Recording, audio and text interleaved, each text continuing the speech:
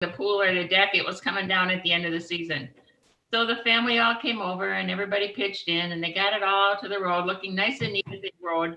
Tuesday, he went down to the city, to the Public Works, paid for a special pickup. And on Wednesday, we got a big flashing warning on our mailbox that we had junk at the end of the road. I was like, Tony caught the lady on her way out. He got her and said, I just paid for a special pickup yesterday. It doesn't come till Friday. So she took it back. And I have to say, we did get an apology, a phone call apology yesterday. So that was good. But was it a fine? Were they going to fine you? No, they just warn you, you know, that you've got the junk there and you've got to get rid of it. Yeah. So it's like, all right, you know. Who did that? Was it the city that warned you or homeowners association? Oh, no. It was the city that warned us. That's happened one other time too. And you know, that's just kind of crazy, but and the lady said, no one told her that we had, you know, paid for a special pickup. And it would seem to me that there has to be better record keeping or technology that they can check on those things, or even a phone call, you know. I didn't even know that they did that. Yeah, well, they hadn't done that up until this year. One other time, Tony had something up, and he's a guy who feels like if he has something that's decent, he'll put it to the road, and probably by the end of the day, someone has picked it up because they offer to buy it or whatever, and he goes, no, please just take it. Just like with you, Greg. If that pool stairs was in good shape, it would have been yours for nothing. Thank you. Recyclers, but you know, it is what it is. I don't get it. I mean, there's a lot of people who have junky everythings all over their yard and nothing happens. You see that all the time, but. Yeah, I've never had anybody from the city. I've had a neighbor, when we put a washing machine down there, he said, we don't put junk at the end of our driveway in the neighborhood. And I said, well, no, I'm calling for a pickup or the metal scrappers will come around. He said, metal scrappers don't come around here. You're going to have to call for a pickup. And the next day, some metal scrapper took it. Yeah, we had, at the end of the day, we had some scrappers over here picking through this stuff too. And, you know, and I'm good with that. I don't care, you know, and so then when we got the apology on the phone yesterday, we were gone. It was left in a message.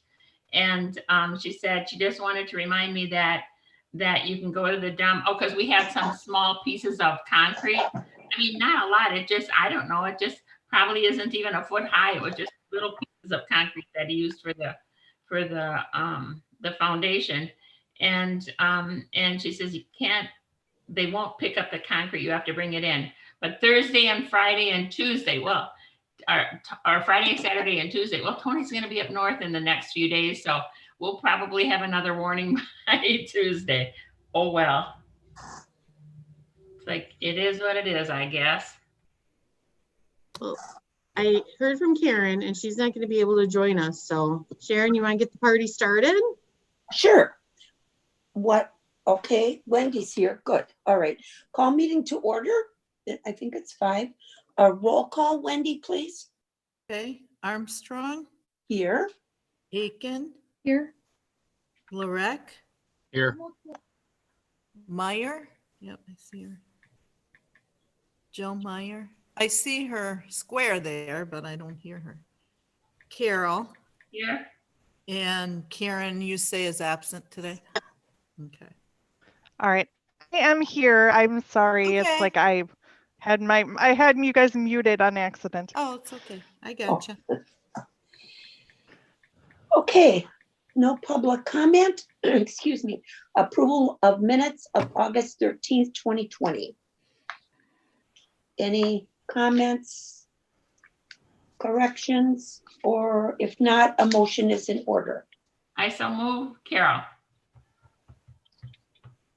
I'll second. All in favor? Aye. Opposed? Motion carried. Consider a motion to approve August 2020 vendor summary in the amount of $68,645.74. questions on the bills?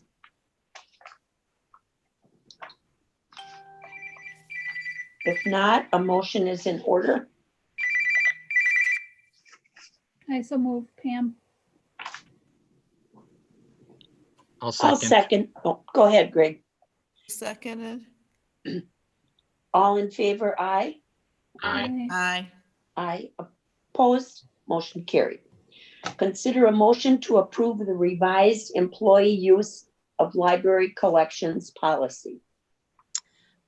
So I apologize. I realized as I was getting ready for the meeting this afternoon that I forgot to send you the revised policy. So I sent it about an hour ago. I don't know if anyone had a chance to look at it. I did. Otherwise, if you want, I can bring it up on my screen too. Does anyone want me to bring it up? Sure. All right. Give me 1 second while I make that happen.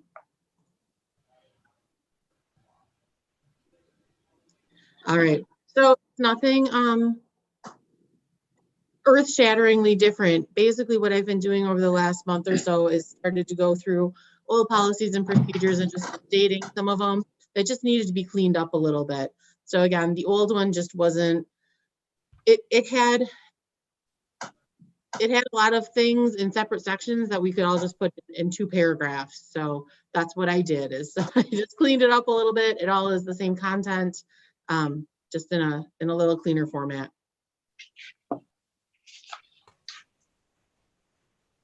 Okay. Any questions? If not, a motion is in order. I'll move to approve the employee use of library collections policy. Oh, Here. second. All in favor, aye. Aye. Aye. Opposed? Motion carried. Discussion of OCPL pandemic plan. This is just kind of our monthly update of what's been going on. There hasn't been a whole lot. We continue to see the numbers increase. In August, we were still seeing about 100 to 130 to 150 people coming into the building. We're back up. We're now at about between 250 and 280 coming in a day. And our circulation in August was only 1,000 items off of what our circulation in August of 2019 was. So people are coming back and continue to use. The curbside has kind of dropped off, but I still think it's a valuable enough service that we're going to continue it. The next step that the staff and I have been talking about as we see more people coming into the building is expanding the hours. And so as long as things continue to go on the downward trajectory and things continue to improve or at least not get worse, my recommendation would be that the first Monday of October, which is October 5th, that we go back to being open until 8 o'clock, Monday through Thursday, stay till 6 o'clock on Friday, just for staffing issues, and then go to 4 o'clock on Saturdays. We would keep curbside at the hours we're at, simply because it's getting darker earlier. And we have less staff in the evenings. So curbside would still stay 10 to 6, Monday through Friday, and 10 to 2 on Saturday. And then, like I said, we would be open till 8, Monday through Thursday. I would still have us only open. I would still recommend not opening until 10, because it does give us a little more time, especially since we're still quarantining items. There's a lot more to check in and to deal with. So it gives us a little extra time in the morning to be able to deal with those things, to give the cleaning staff a little extra time to clean and get more organized before we open. The real push for opening at 9 is so that we can have story time. And since we don't have since we're doing all our story times virtually, we still have the flexibility of not opening until 10. Sounds good to me. So like I said, I mean, we're going to keep an eye on it, but if everything continues to to move forward, that's my plan, is October 5th. So we would start advertising that the week before. Any questions on that? No. So the other things that I think I mentioned at the last couple meetings, that the library community, the nationwide, asked a group out of, I believe it was Ohio, to do a study to see how long COVID can live on library materials. The third phase of that study came out, and now it says that they can live on materials for up to 5 days. So we're now quarantining items for 5 days instead of 4. So far, that has not been an issue. Thankfully, we have the space to store all the items, and the patrons have been really understanding of that. So, but again, it's the workroom is slowly filling up with books that are being quarantined. We're going to continue, and I should say that reopening those extra hours, I still would keep the study rooms, the computers to an hour a day, and I still am planning on keeping the meeting rooms closed for reservations through the end of the year. So the only thing that will change service-wise is that we'll be open later in the evenings. The other thing that I wanted to mention was that we've been doing some research into keeping, the building more safe for everyone who comes in. And so we're going to be purchasing, they're called ionization fans. So they're like floor fans, and they have an ionizer in them, and they'll cover about 240 square feet. And what the ionizer does is as it ionizes the air, it attaches itself to the cell membranes of COVID and other viruses, as well as like allergens, and it deactivates them so that they're no longer contagious. And so the more ions you have in the air, the better it is what my research has shown and what has been explained to me. So we're going to start with purchasing 4 of those. They're fairly pricey. They're almost $1,000 a piece. Actually, they're a little more than $1,000 a piece when you go all in. But so we're going to purchase 4 of those, 1 for each of the service desks, and then 1 for the circulation workroom, because the circulation workroom is one of the areas in the library where the staff just really can't social distance. Even though we're all wearing masks, I mean, you're just you're interacting with each other and passing each other back and forth all the time. So we're going to do that, and I think that that'll give everybody a little more peace of mind. Any questions about that? Nope, I don't have any. Okay, so All right. I'm ready to move on, and we're back to you, Jill, informational and discussion. All right. I don't have a lot to report. Again, the last 2 days, we started taking in a little more money. Again, for the most part, that has not been an issue. A couple of things I wanted to highlight on the staff report is that Teresa Farr, who has been with the library for 13 years, she started as a page and then became a desk clerk. She retired as of August 28th. So we wish her well in her next adventure. And Abby Ott, who is one of our current library desk clerks and who is in library school, we offered her the position, and she accepted, of our part-time youth services librarian. So she's going to be starting in youth services next week. And then Sarah, with the 2 vacancies in access services, Sarah has been going through applications and interviewing. We had over 50 people apply for the 2 positions. So we've made job offers to fill both the positions, and we hope to have the new staff begin in late September. A couple other things, just a couple other highlights of the staff report. Sorry, I have to zoom in. Can't read that much. One of the things that the children's department's been doing, since we can't have any of our toys out, is they've created take-home imagination stations. So they take all of our Baker and Taylor boxes and make little directions and add a couple of craft supplies, and people can sign up they can request one of these take-home kits. So last year they made last month they made an ice cream shop. So that's been really popular. And then they also did another drive-in movie, so the kids could make their own little drive-in car with the boxes. And it's a great way for us to get rid of all of our boxes.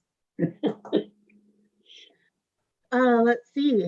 I think I mentioned this last month, but just in case I didn't, we decided for the fall, we're going to move our computer classes to an on-demand option. So Joanne is going to be pre-recording all the computer classes, and then there will be a link up so that people can just watch them at their convenience. If they want, they can sign up for the class. And if they sign up, then she'll also send them homework that they can do in between the different sessions or that tie to the different lessons. And then they can also sign up for a 15-minute one-on-one virtual session with her where they can ask questions, and she can walk them through different things that they have questions about. We also added this month, we finally got our playaways. So I don't know if everyone knows what a playaway is. We've been talking about it for a couple months, but it's this little MP3 player. So it's this little portable MP3 player. They each have one book loaded on them. And the patron, they use a AA battery. And so the patron puts a battery in, and then they can hook up to headphones, or if they have an auxiliary jack in their car, they can hook it to their car radio and they can listen to this audiobook. So I'm pretty excited about those because a lot of cars now don't have CD players. So this is kind of the next iteration. And then if anyone got to the end of the staff report, I thought this was a really cool thing. A gentleman has been emailing back and forth with Joanne Seward. He created a piece, he used our 3D printer to create a piece that he could attach accessory to his truck. So he has this accessory, it's like a ramp that you put under the tire if you go mud jacking and need to get out of the mud.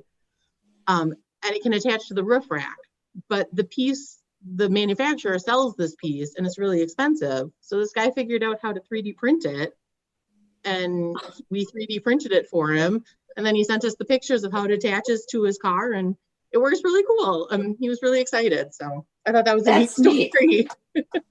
I think it's really cool how you and the staff have been able to adjust to the virus and adapt in different ways and more exciting things for people to still participate, whether they're children or older patrons or people who are building things to mud around with.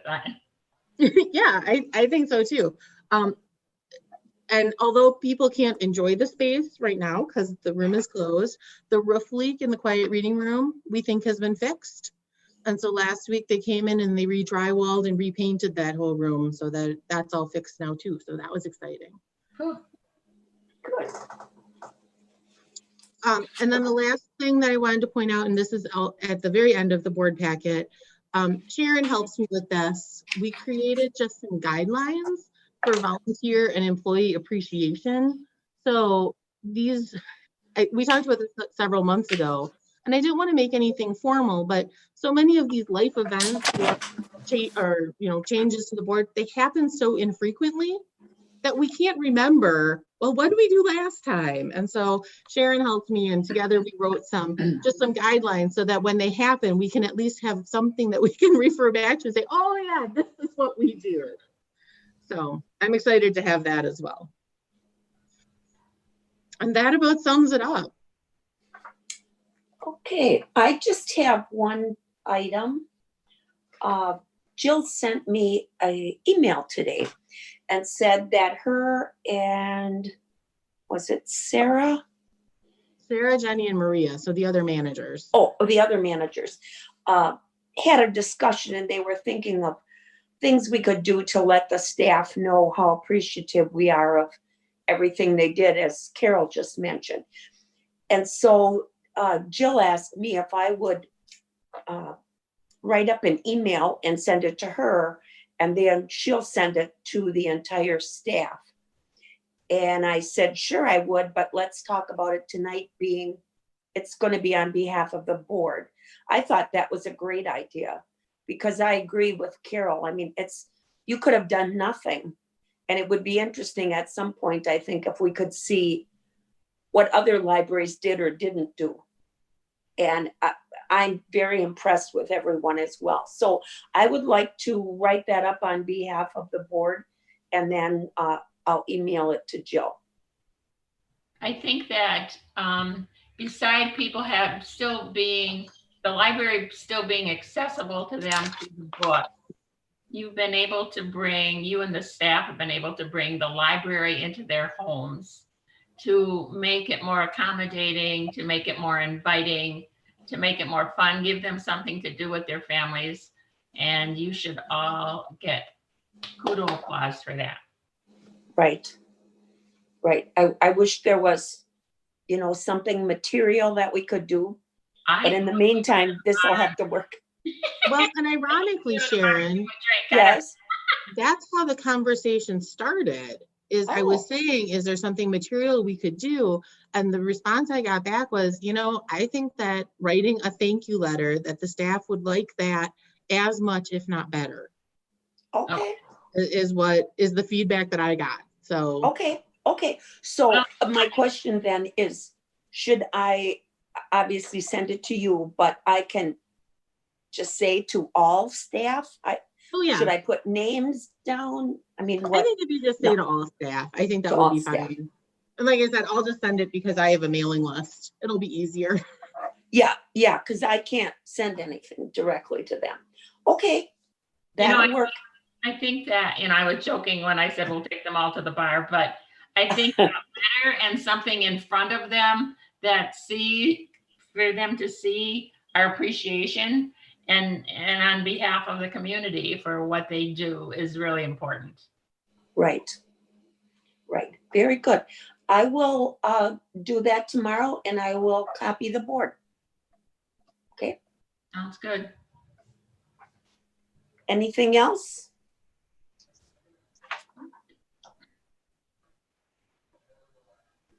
Any future items for the agenda? Anybody got any brilliant ideas? I know I don't. Okay, do we want to adjourn? We're adjourned at 5. I have 17 on one clock and 18 on the other. We have to make a 19 motion. on my watch. 17 and a half. Sharon, we have to make a motion to adjourn. Okay, I will make a motion to adjourn. Okay, and I second it Okay, got it. Now. All in we can be favor? adjourned. now. Now we can be adjourned. Thank you. All right. That Have a was good night, fast. everyone. Thank you, You too. everybody. Thanks a lot. Bye. Bye-bye. Bye.